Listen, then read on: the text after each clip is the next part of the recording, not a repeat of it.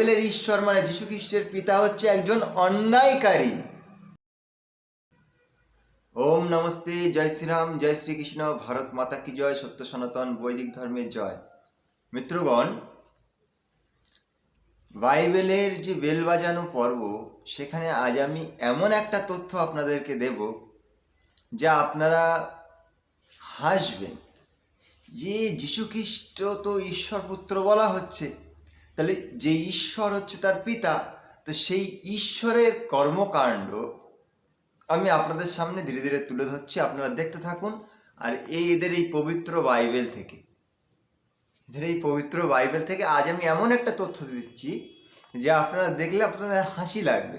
যে ঈশ্বরের কাজ, এই ঈশ্বর, এই যে বাইবেলের ঈশ্বর মানে যীশু খ্রিস্টের যে পিতা, সে কত ভুলভাল কাজ করে।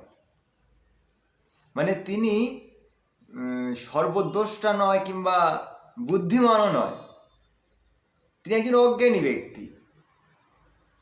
তিনি ভবিষ্যৎকে জানেন না পরবর্তীতে কি হতে পারে। একজন বুদ্ধিমান, মনে করেন যদি একটা মোবাইলকে ধরি আমরা, যে একটা মোবাইল যে বানিয়েছেন সে অনেক বড় বুদ্ধিমান, কিংবা একটা কম্পিউটার যে বানিয়েছেন সে অনেক বড় বুদ্ধিমান। কেবল তাই নয়, মনে করেন এই যে পুস্তকটা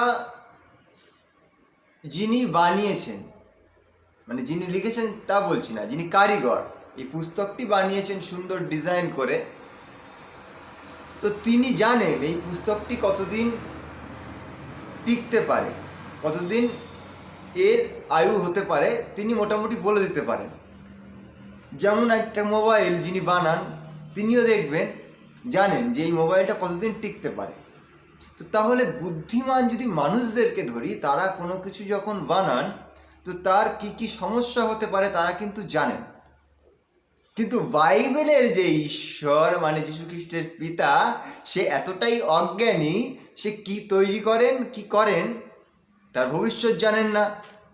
সাধারণ মানুষ একটা কোনো কিছু তৈরি করলে তার ভবিষ্যৎ জানতে পারে, আর এদের ঈশ্বরের সে জ্ঞানটুকুও নেই, তাকে এরা ঈশ্বর বলছে। চলুন বাইবেল থেকে তার প্রমাণটা দেখিয়ে দিই।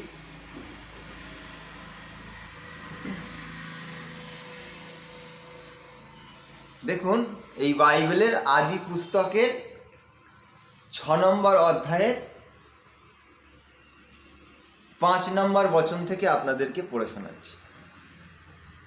কি লেখা আছে দেখুন। আর সদাপ্রভু দেখিলেন পৃথিবীতে মনুষ্যের দুষ্টতা বড়, এবং তাহার অন্তঃকরণের চিন্তার সমস্ত কল্পনা নিরন্তর কেবল মন্দ। তাই সদাপ্রভু পৃথিবীতে মনুষ্যের নির্মাণ প্রযুক্ত অনুসূচনা করিলেন ও মনঃ পীড়া পাইলেন। আর সদাপ্রভু কহিলেন, আমি যে মনুষ্যকে সৃষ্টি করিয়াছি তাহাকে ভূমণ্ডল হইতে উচ্ছিন্ন করিব, মনুষ্যের সহিত পশু সরীসৃপ জীব ও আকাশের পক্ষীদিগকেও উচ্ছিন্ন করিব, কেননা তাহাদের নির্মাণ প্রযুক্ত আমার অনুশোচনা হইতেছে। তো এখানে যেটা লিখেছে এই বাইবেলে, কত হাস্যকর বিষয় তাদের ঈশ্বর। যেমন আমরা মনে করুন সাধারণ যারা অতি সাধারণ মানুষ, তারা এমন এমন কর্ম করে থাকি জীবনে যার কারণে আমাদের পশ্চাতাপ করতে হয়।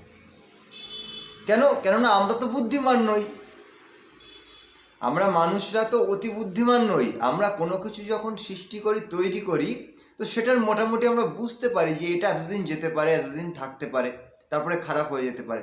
কিন্তু আমাদের জীবনে আমরা এমন অনেক কাজ করে ফেলি, সেই জীবনের সিদ্ধান্তের কারণে অন্য মানুষদের কাছ থেকে আমরা অনেক দুঃখও পাই। কেন? তার কারণ আমরা অতটা বুদ্ধিমান নই, ঈশ্বরের মতো বুদ্ধিমান নই। আমাদের মধ্যে স্বল্প বুদ্ধি। মানুষের মধ্যে যে গুণ, সেটা হচ্ছে সে বুদ্ধিকে বাড়াতে চায়। এর মানে সে বুদ্ধিমান নয়। যে বুদ্ধিমান হবে সে বুদ্ধিকে বাড়ানোর প্রচেষ্টা করবে না। তো মানুষের মধ্যে এই গুণ রয়েছে, তো মানুষ বুদ্ধিকে বাড়াতে যায়। তো মানুষের এমন অনেক ভুল হতে পারে, এটা কোনো স্বাভাবিক, এটা তো স্বাভাবিক, এটা অস্বাভাবিক কিছু নয়। মানুষ কাউকে বিশ্বাস করলো, একটা মানুষ আর একটা মানুষকে বিশ্বাস করে তার কাছে মনে করেন 10,000 টাকা দিল যে এটা তুমি রেখে দাও, আমি পরে তোমার কাছ থেকে নিয়ে নেব। এবার সে যদি পরে সেটাকে না দেয়, হয়তো বললো তুমি আমাকে দাওনি, তো তাহলে কি এ তখন পশ্চাতাপ করবে যে আমি ওকে বিশ্বাস করে ভুল করেছি। তো এটা সাধারণ মানুষদের মধ্যে এগুলো হতে পারে, কিন্তু এখানে ঈশ্বর দেখুন মনুষ্য সৃষ্টি করলেন, মনুষ্য সৃষ্টি করে তারপরে দেখলেন যে মানুষে প্রচণ্ড দ্বন্দ্ব করছে, ঝামেলা করছে। তো তখন ঈশ্বর, বাইবেলের ঈশ্বর যীশুখ্রিস্টের পিতা, তিনি খুব চিন্তায় পড়ে গেলেন, খুব দুঃখ পেয়েছেন। ঈশ্বর খুব দুঃখ পেয়েছেন। সেই দুঃখ পেয়ে ঈশ্বর পশ্চাতাপ করছে যে আমি খুব ভুল করে ফেলেছি, আমি মানুষ সৃষ্টি করে খুব ভুল করে ফেলেছি। আমার এখন কি করতে হবে? এই মানুষকে একেবারে পুরো ধ্বংস করে দিতে হবে। এইবার দেখুন এখানে গুরুত্ব দেওয়ার বিষয় যে ঈশ্বর মানুষ সৃষ্টি করেছে, তো সেই মানুষ সৃষ্টি করার পরে সেই মানুষের মধ্যে কেমন হালচাল হতে পারে সেই জ্ঞানটুকু তার ছিল না। যিনি মানুষ সৃষ্টি করলেন, করে সেই মানুষের হালচাল কী হবে তার জ্ঞানটুকু যার মধ্যে নেই, সেই ঈশ্বর হবে কি করে? কিন্তু বাইবেল বলছে যে এই ঈশ্বর, তাহলে বাইবেল যদি বলে এই ঈশ্বর, যীশুখ্রিস্টের পিতা যদি এই ঈশ্বর হয়, তাহলে সে সর্বজ্ঞানী নয়, সে সাধারণ মানুষের মতো স্বল্পজ্ঞানী কারোর কথা বলা হচ্ছে। এখানে ঈশ্বরের কথা বলা হচ্ছে না, এখানে যাকে ঈশ্বর বলা হচ্ছে সে একজন অতি সাধারণ মানুষ। এইবার দেখুন এখানে আর একটা কাজ করেছে, এবার বলছে যে মানুষের মধ্যে দ্বন্দ্ব বাঁধাচ্ছে, এখন আমি এই পৃথিবীকে বিনাশ করব। তো সেখানে পশু পাখি জন্তু জানোয়ার যারা রয়েছে তাদেরকেও বিনাশ করে দেব। যেখানে দেখুন একজন ব্যক্তি যদি পাপ করে কিংবা অন্যায় করে, তো আমাদের যে ন্যায়ালয় রয়েছে, তো মনে করেন একটা পরিবারের একজন ব্যক্তি কাউকে হত্যা করলো, তো ন্যায়ালয় কি সেই পরিবারকে ধ্বংস করে দেবে কিংবা সেই পরিবারকে ফাঁসির কাঠে চড়িয়ে দেবে না, কেবল সেই ব্যক্তিকেই দেবে। তো আমাদের মানুষদের মধ্যে যে বুদ্ধিমান মানুষরা ন্যায়ালয় বানিয়ে রেখেছে, কোর্ট বানিয়ে রেখেছে, তো তাদের যে চিন্তাধারা সে বাইবেলের ঈশ্বরের থেকে উপরে। কেননা বাইবেলের ঈশ্বর কি করলো দেখুন, মানুষরা নিজেদের মধ্যে খারাপ ব্যবহার করছে, মানুষে দ্বন্দ্ব পাকাচ্ছে, ও সারা পৃথিবীর সমস্ত প্রাণীদের মানুষের কারণে এদেরকেও হত্যা করে দিয়েছে। বাইবেলের ঈশ্বর কি ধরনের একেবারে জঙ্গলি মানুষদের মতো অবস্থা দেখুন। অন্যায় করেছে একজন কিংবা একটা জাতি, সেটা হচ্ছে মনুষ্য জাতির মধ্যে নিজেদের মধ্যে দ্বন্দ্ব পাকাচ্ছে। তো এরকম হাজার হাজার প্রাণী, তাদেরকেও সেই মানুষের কারণে হত্যা করেছে, তাদেরকে বিনা দোষে। তো বিনা দোষে যদি কাউকে শাস্তি দেওয়া হয়, সে কি ন্যায়কারী হতে পারে না। তাহলে বাইবেলের ঈশ্বর যীশুখ্রিস্টের পিতা হচ্ছে একজন অন্যায়কারী। বাইবেল থেকে প্রমাণ হচ্ছে। প্রথমত কি প্রমাণ হলো? তিনি অজ্ঞানী, স্বল্প জ্ঞান রাখেন, অজ্ঞানী, যিনি ভবিষ্যৎ জানেন না। দ্বিতীয়ত হলো তিনি অন্যায়কারী, তো একে বলছে ঈশ্বর। তো এই জন্যে বাইবেলওয়ালাদের কাছে, পাদ্রীদের কাছে, পাস্টারদের কাছে আমার খুলি চুনতি যে সরাসরি আমার সঙ্গে ডিবেট করুন, তাহলেই সত্য সামনে চলে আসবে। আর এই কারণেই আমি আপনাদের পর্দাফাঁস করে যাচ্ছি। তো এইবার দেখুন, এটা তো গেল বাইবেল। এবার বেদ কি বলছে দেখুন। বেদ বলছে সূর্য চন্দ্রমসৌধতা যথা পূর্বমকল্পয়ত দিবঞ্চ পৃথিবীম চান্তরিক্ষমত স্বাহা। তাহলে বেদ বলছে কি, যে প্রত্যেক কল্পে তিনি যে সৃষ্টি রচনা করেন তা একেবারেই নিপুণভাবে, যেমন সূর্য চন্দ্রমা বিভিন্ন রকম গ্রহ নক্ষত্র তিনি বানান, প্রত্যেক কল্পে একেবারে অবিকল তেমনই বানান, কোনো ভুলচুক হয় না।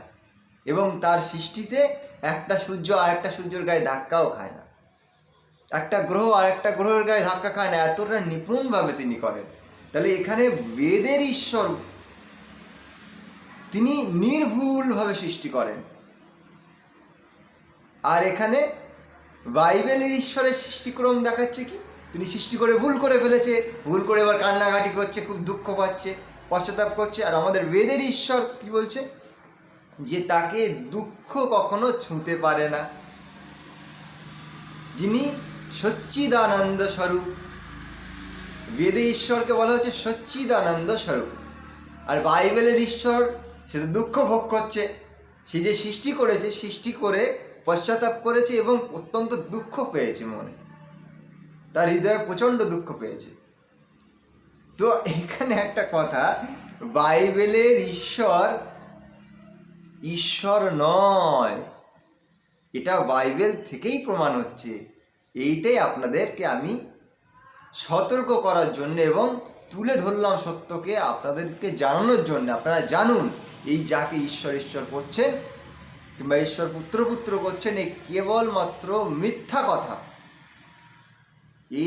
এরা কেবলমাত্র একটা একেবারে পিছিয়ে পড়া সমাজ, জঙ্গলি সমাজ, তাদের মধ্যে কেউ একজন বুদ্ধিমান ব্যক্তি ছিল, তাদের থেকে একটু বুদ্ধি, সে এদের উপর রাজত্ব চালিয়েছে, আর তাদেরই গ্রন্থ হচ্ছে বাইবেল। তো এই জন্য আপনাদের কাছে বারবার অনুরোধ করব, সত্য শাস্ত্র বেদের দিকে ফিরে আসুন। বেদই হচ্ছে একমাত্র ঈশ্বরীয় জ্ঞান, আর এখানে আসলেই সকলের মুক্তি। কেননা বেদ তো জ্ঞানের ভাণ্ডার। আমরা যাকে বেদ বলছি, এই বেদ শব্দের অর্থ হলো জ্ঞান। আমরা যে 4টে বেদ রেখে দিয়েছি সেটা হচ্ছে জ্ঞানের পুস্তক। আর এই বাইবেল, পবিত্র বাইবেল মানে জ্ঞান নয়। তো এই জন্যে আপনাদেরকে বারবার অনুরোধ করব, বৈদিক পথে ফিরে আসুন, বেদের দিকে ফিরে আসুন। ধন্যবাদ, সকলে ভালো থাকবেন, সুস্থ থাকবেন।